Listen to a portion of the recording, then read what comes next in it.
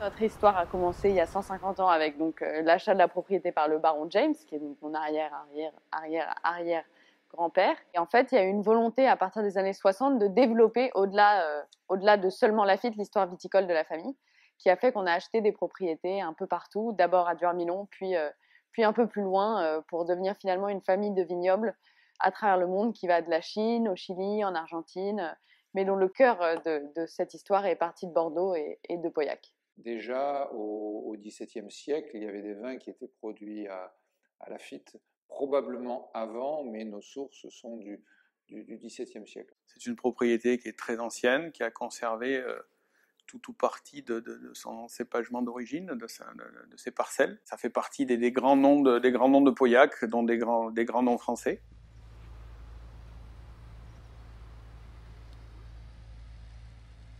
Il y a beaucoup de choses aujourd'hui qui rendent ce vin unique, de choses récentes, mais qui prennent toute leur origine dans la qualité de son terroir, c'est-à-dire la qualité de son sol, les spécificités de son sol, qui font que ce vin a toujours été parmi les meilleurs, si ce n'est les meilleurs.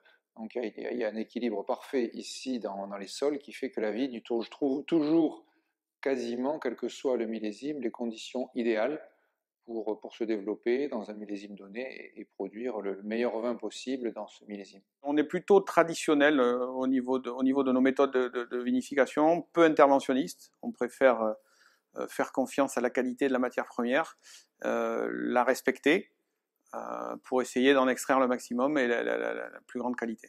Il y a eu, il y a 20 ans, une espèce de mode qui est venue de Parker, de faire des vins très opulents, d'essayer de faire raconter au raisin quelque chose de plus gras, de venir l'accompagner avec le bois. Et c'est vrai qu'on n'est jamais allé dans cette direction. On a gardé vraiment une ligne directrice d'avoir des extractions douces, de vraiment travailler le bois avec notre propre tonnellerie pour que ce soit quelque chose qui vienne en dessous de l'expression du vin, qui ne vienne pas le maquiller, qui ne vienne pas au-dessus. Et donc toutes les évolutions viticoles qu'on fait depuis des années vont toujours dans ce sens, d'essayer de rendre toujours plus pur le message que va nous apporter chaque parcelle.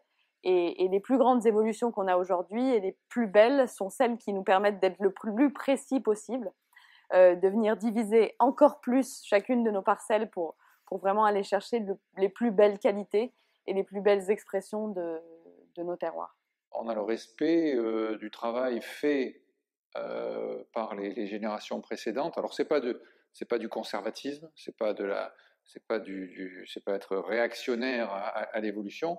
C'est simplement, on est conscient que les techniques dans le temps se sont naturellement sélectionnées et à partir de là, ce que nos prédécesseurs avaient jugé être le mieux pour faire du vin, jusqu'à ce qu'on démontre, nous, parce qu'on le recherche constamment, mais jusqu'à ce qu'on se démontre qu'il n'y a pas moyen de faire mieux, ben on continue à appliquer les mêmes méthodes.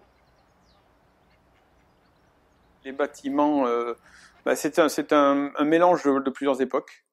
Un mélange de plusieurs époques. On a de la partie château qui est la plus ancienne, qui est elle-même, au même titre que les vins, c'est un assemblage de plusieurs composantes. Il y a des parties du 15e, une partie du 18e, la partie la plus connue est 18e, 19e, c'est la façade qui est sur l'étiquette. Au niveau des chais, on est un petit peu sur le même principe. On va aller dans le chai circulaire qui est plutôt fin du 20e siècle. Et là, on est en train de penser à des bâtiments qui seront début 21e. Ce qui en fait la particularité, et ce que je vois aujourd'hui, c'est qu'il n'y a rien de superflu. On n'est jamais dans l'ostentatoire, on est dans vraiment une réflexion sur, à ce moment-là, qu'est-ce qui était utile. Donc aujourd'hui, on se retrouve avec des bâtiments qui peuvent paraître parfois un peu disparates, un peu différents. C'est d'ailleurs aussi l'esthétique du château, qui a plusieurs tours qui peuvent paraître ne rien avoir à voir les unes avec les autres, n'être pas symétriques. Et on a un peu pareil dans notre circuit viticole, on a des éléments qui sont venus s'ajouter au fil des années, toujours dans une recherche d'utilité. Les enjeux du concours, c'est de venir créer dans quelque chose qui a déjà une réelle identité, d'essayer autant que possible de protéger cette identité et de préserver en fait une certaine émotion et une certaine simplicité et unicité que peut avoir ce lieu. On n'est vraiment pas à la recherche d'un geste architectural, on est à la recherche de quelque chose qui va raconter Lafite et ses vins, donc c'est très important. Et puis à la recherche de quelque chose qui va raconter le cycle de la nature et donc préserver ses ressources.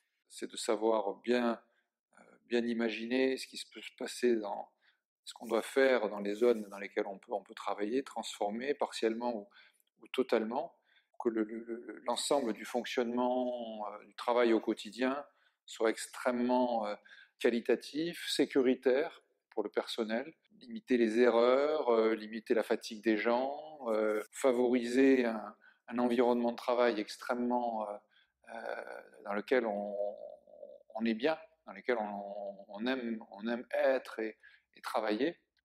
On a essayé de réfléchir à une évolution tout en douceur, hein, puisque le but c'est de pas tout révolutionner, c'est de faire progresser par petites touches, ce que l'on essaye de faire tous les ans d'ailleurs, mais de faire progresser notre technique, notre technicité. Voilà, essayer d'essayer de se projeter, pas de faire un projet à court terme, mais de se projeter à plusieurs dizaines d'années, réaliser un projet qui nous permette d'utiliser aujourd'hui le maximum de technicité tout en respectant le terroir et le produit, et tout en ne mettant pas un carcan, de manière à permettre aux successeurs de pouvoir s'épanouir dans notre projet, mais éventuellement de le faire évoluer dans les années qui viennent. Ensuite, il y a un réel quand même sentiment et émotion qui doit être retranscrit quand on circule dans ces endroits.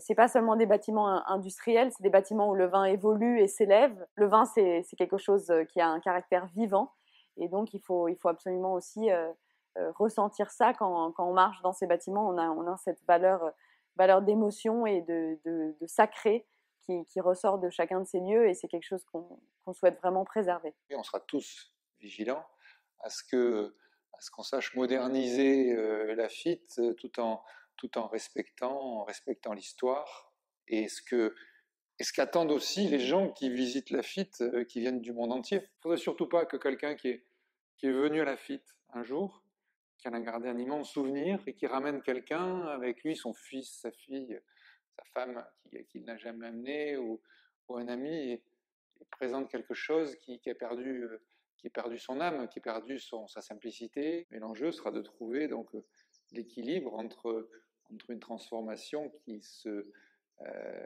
perçoit, mais pas trop, qui répond à toutes nos exigences techniques qui seront très importantes, jusque dans le moindre détail, tout en sachant respecter l'histoire et ce que les gens aiment ici.